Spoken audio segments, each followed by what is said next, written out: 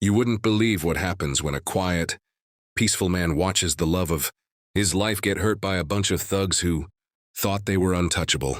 They picked the wrong house, the wrong woman, and definitely the wrong man. Here's the thing about someone who has nothing left to lose. They don't make threats. They don't call the police and wait. They don't post angry stuff on social media. They just disappear for a while. And when they come back, everyone who touched what they loved ends up in a body bag.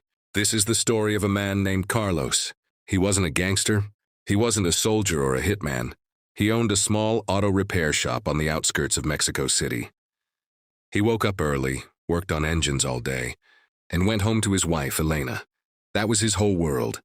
And that's exactly why the local cartel squad never saw him coming. Elena was a school teacher. She had kind eyes and a laugh that could calm a thunderstorm. Every day at 4 p.m., she'd walk home from the bus stop, pass the corner store and wave at the old ladies selling fruit. It was the same routine for 8 years. Everyone knew her. Everyone liked her. But routines are dangerous, because bad people study routines like hawks study mice. One Tuesday afternoon, a black pickup truck with tinted windows pulled up next to her. 3 men got out. They were part of a smaller gang that collected protection money from local shops. Their leader was a guy they called El Martillo, the Hammer. He got that name because he liked breaking knees with a ball-peen hammer. Real charming guy. Elena tried to cross the street, but they grabbed her right there in broad daylight. Neighbors saw it happen. An old man named Pepe shouted at them, and one of the thugs shoved him to the ground. They shoved a 75-year-old man like he was a sack of potatoes. Then they threw Elena into the back of the truck and drove off.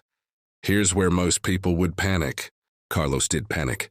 But his panic lasted exactly 45 seconds. Then something cold settled into his chest. He didn't cry. He didn't scream. He walked to the back of his garage, opened an old tool chest, and pulled out a rusty .38 revolver that his father had left him 20 years ago. He hadn't fired it once in all that time, but he had a box of bullets hidden behind a loose brick. The kidnappers called him an hour later. El Martillo himself got on the phone. He laughed and said, "Your wife is safe for now. You own that shop on Calle Juarez, right? Nice little business. I want 70% of your earnings, plus a monthly payment of 5,000 pesos. You miss one payment, and your wife becomes a message." Carlos said 3 words. "Let me hear her." They put Elena on the phone. She was crying, but trying not to. She said, "Carlitos, don't do anything stupid. Just pay them, please." Then the line went dead. Most husbands would sell their shop, borrow money, and pay up. That's what normal people do. That's what sane people do. But Carlos wasn't thinking like a normal person anymore. He was thinking like a man who had already buried his wife in his mind. And once you've already imagined the worst, you're not scared of anything else. He didn't call the police. You have to understand, in certain parts of Mexico, calling the police is like calling the same gang but with badges. There's corruption everywhere. Carlos knew that if he went to the authorities, the gang would know within hours. Elena would be dead before sunset. So he did something else, something that no one expected. He started asking questions, quietly, not to the police, not to reporters. To street vendors, taxi drivers, homeless people. He asked about El Martillo. Where did he drink? Where did his men hang out? Who did they owe money to? Information is cheap if you know how to buy it. Carlos bought a few rounds of beer for the right people. He fixed a taxi driver's engine for free. And slowly a picture started to form. El Martillo ran his operation out of an old nightclub called El Infierno. It was a rundown building with red lights and broken windows. Every night around 11 p.m., he and his top guys would show up to count money and drink tequila. They had no security cameras because they didn't want evidence. They had only 2 guards outside, cocky ones, the kind who played on their phones instead of watching the street. Carlos spent a whole week watching that nightclub from a parked car 3 blocks away. He noted every car that came and went.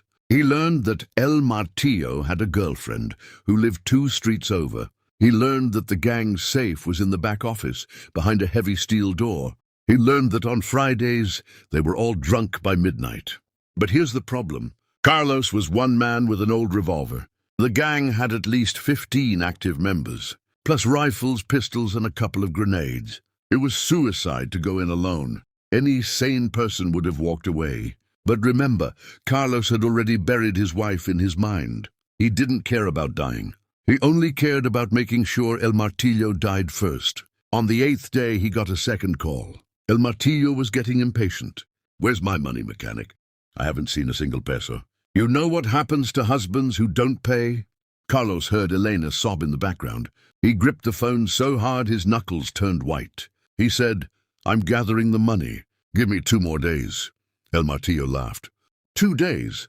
Then I send you her fingers." That night, Carlos did something brilliant. He called a rival gang. Not the police, not friends. He called Los Zetas, the most brutal cartel in the region. He didn't have their number, but he knew a guy who knew a guy. He told them, "El Martillo has been operating in your territory without paying you a cut. He's stockpiling cash in El Infierno. I can give you the layout, the times, and the guard rotations. All I ask is that you let me be the one to find my wife." Los Zetas didn't care about Carlos or his wife. They cared about money and power. But El Martillo had indeed been sneaking around on their turf, and that was a death sentence all by itself. The cartel boss agreed. Not out of kindness, out of business. On Friday night at exactly 11:30 p.m., 5 trucks pulled up to El Infierno. No lights, no sirens. 30 armed men in tactical vests surrounded the building. Carlos was in the second truck. He was wearing a bulletproof vest that was 2 sizes too big and carrying a 9mm pistol they handed him. He didn't know how to use it properly. He didn't care. The guards outside didn't even have time to scream. 2 silenced shots and they were down. The cartel men moved like shadows through the front door. Inside, El Martillo and his crew were drunk and loud. Music was blasting. They didn't hear a thing until the lights went out and flashlights blinded them. What happened next was not a fight. It was an execution. Los Zetas didn't take prisoners.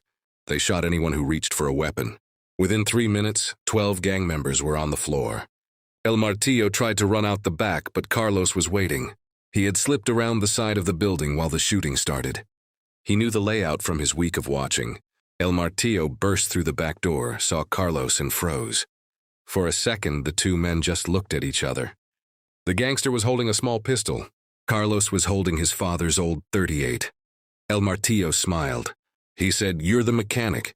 You're really stupid, you know that? If you shoot me, my people will hunt your whole family." Carlos didn't say a word. He just pulled the trigger. The bullet hit El Martillo in the chest. He stumbled back against the wall, dropped his gun, and slid down. He was still breathing. He looked up at Carlos with wide eyes. Carlos stepped closer, aimed at his head, and said, "You should have left her alone." Then he fired again.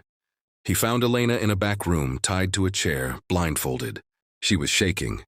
She had a black eye and a cut on her lip, but she was alive. Carlos cut the ropes with a pocket knife and held her for a long time. She kept asking, "What did you do? What did you do?" He just said, "It's over. No one will ever hurt you again." Los Zetas took the money from the safe, stripped the building of anything valuable, and left. They didn't touch Carlos or Elena. As far as they were concerned, the mechanic had served his purpose. The police found the bodies the next morning, 15 dead. The newspapers called it a cartel hit. No one mentioned a mechanic or a school teacher. Because in that world, that's how things work. The strong eat the weak, except sometimes. The weak man becomes strong when you threaten the one thing that matters. Carlos and Elena moved away 3 weeks later. They left the shop, left the city, left everything. They now live in a small town near the coast. He works on boats instead of cars. She teaches at a tiny local school. They don't talk about what happened, but every night before he goes to sleep, Carlos checks that the .38 is still under the mattress. And every morning he watches Elena drink her coffee in the sun. He knows he did the right thing. Because the alternative was paying monsters for the rest of his life. And monsters don't stop asking for more. So what's the lesson here? There's a saying in Spanish. No despiertes al gigante dormido. Don't wake the sleeping giant. You never know who you're messing with. That quiet guy at the repair shop? The one who never raises his voice? He might just be the most dangerous person you'll ever meet. Not because he's strong, but because he has something worth dying for. And a man with nothing to lose is a man you never want to face.